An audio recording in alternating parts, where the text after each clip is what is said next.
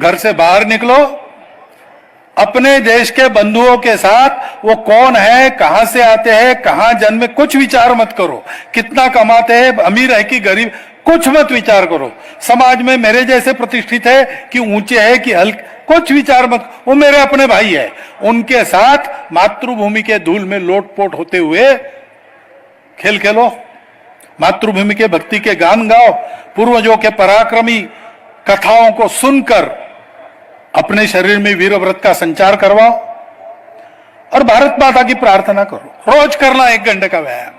शरीर मन बुद्धि देश के कार्य के लिए तैयार होती है। एक स्थिति पर पहुंचने के बाद उसको वैसा ही रखा तो सदैव कितने भी मोह आकर्षण स्वार्थ प्राप्त हो जाए, मनुष्य अडिग होकर अपने ध्येय पथ पर चल सकता है।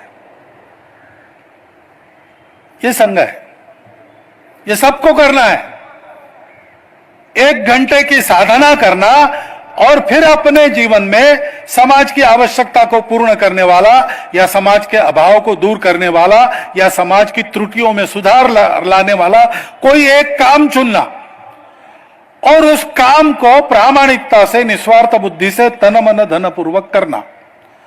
उस काम को भुनाने की कभी नहीं सोचना, बहुत सेवा की अब मुझे वोट दो, ऐसा नहीं कहना। उसके लिए काम नहीं है।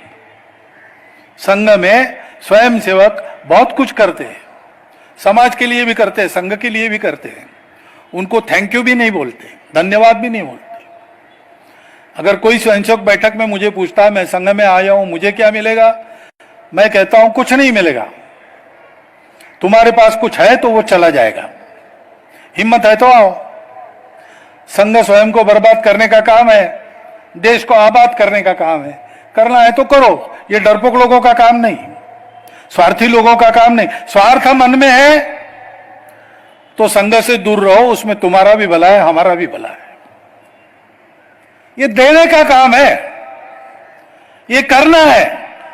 यश अपयश, आशा निराशा, प्राप्ति लाभ हानि कुछ विचार नहीं करना, क्योंकि यही रास्ता है, दूसरा रास्ता नहीं है।